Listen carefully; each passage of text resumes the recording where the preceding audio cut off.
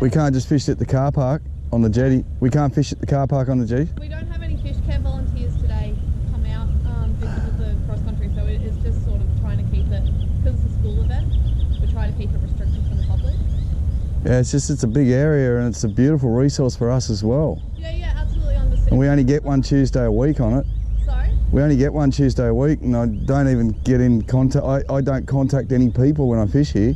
Yeah, I understand that. I fished here about 3 weeks ago with a cross country. Yeah.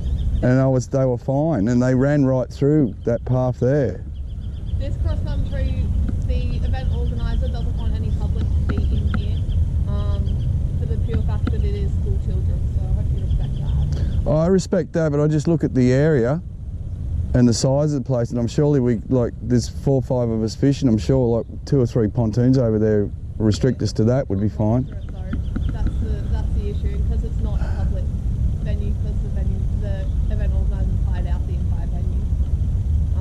So can us as fishermen hire out the entire venue and block everyone else out? Absolutely, if you want to. And then no one's allowed in while we're fishing? Absolutely, if you want to. Well, we'll try that, because It's about $2,000 if you want to do that. $2,000.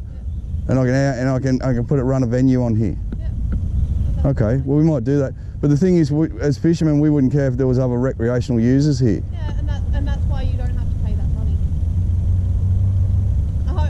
Like we'd like to hire the venue out and fish here, but we wouldn't care if there was canoers and joggers and other people here either.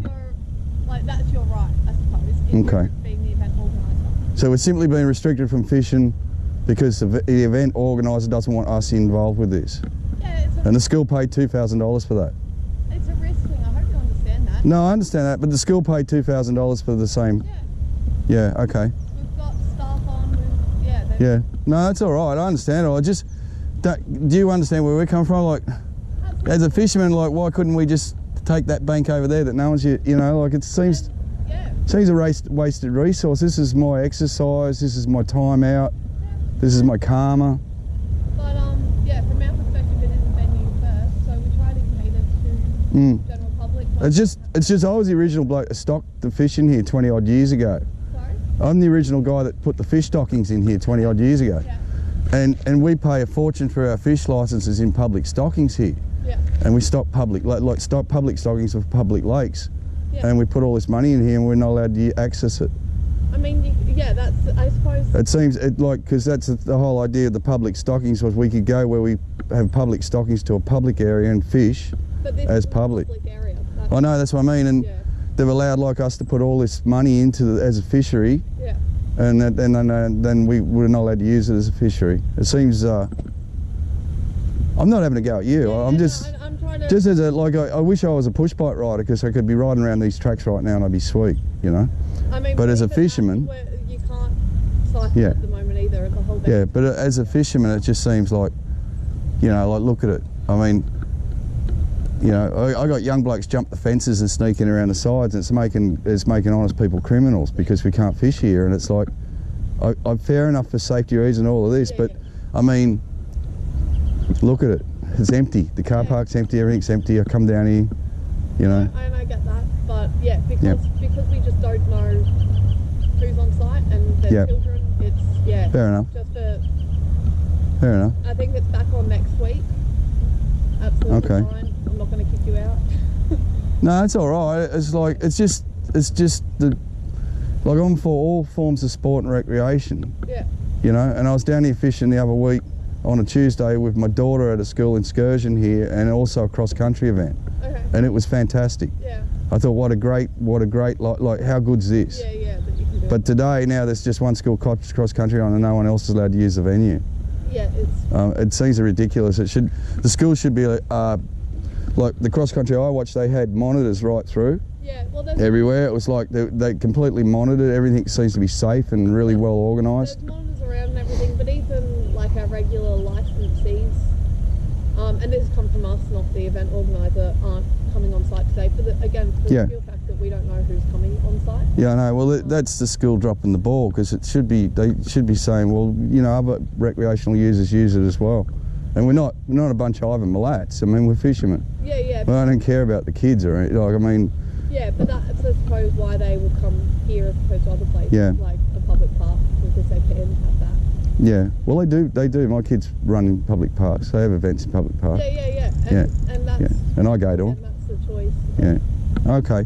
But all right. this isn't just one school. It's like a multiple. Yeah. No, I realise all that. I just, if I was an organiser, I'd be thinking, well, don't lose our little group of fishermen. Why don't we just send them over in that corner there for the day, and they'll be sweet. And you know, like I mean, old Eric's 78 years old. He lives for this place. Yeah.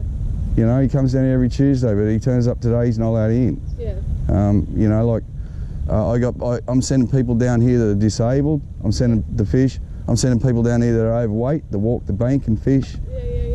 It's nothing but a good thing for us, and then we're restricted and we got nowhere else to go.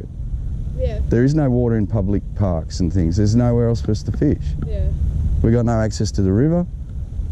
You know, it's almost like as a fisherman, it's like, well, what have we done wrong? And we pay for a licence, and we paid to stock these lakes. Yeah. And I'm a ratepayer, and I'm a, you know.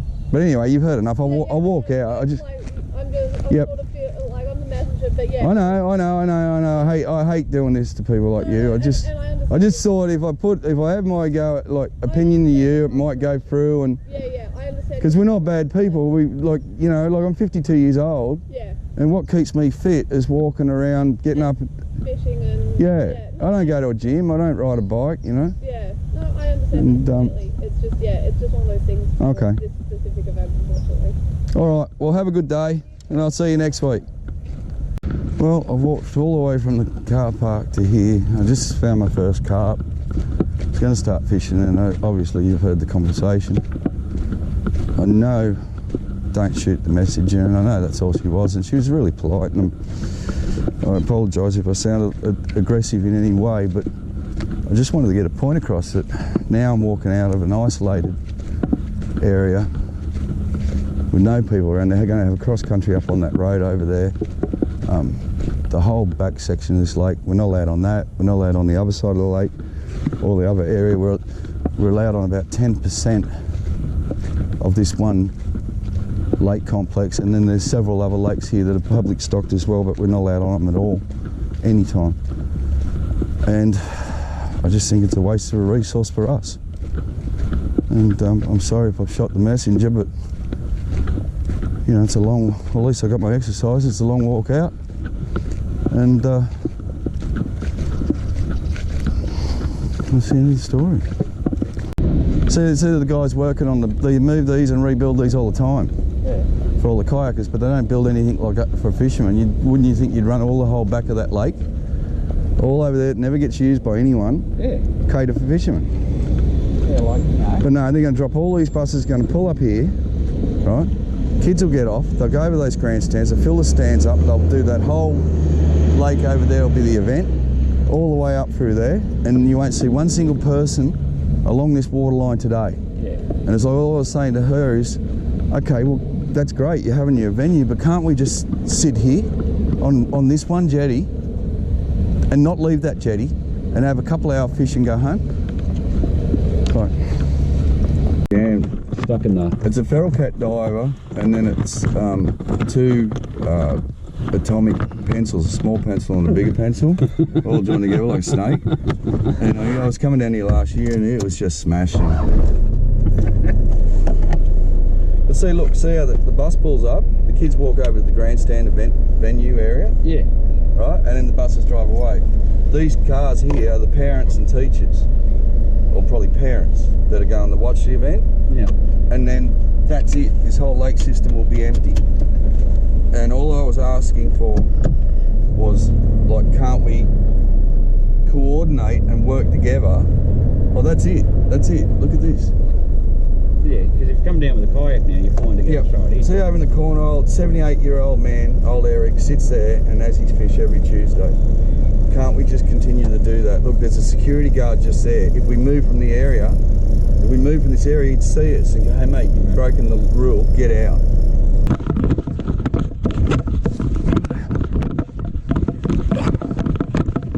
Carnage, you've got every thing, isn't it? Look at him. Oh.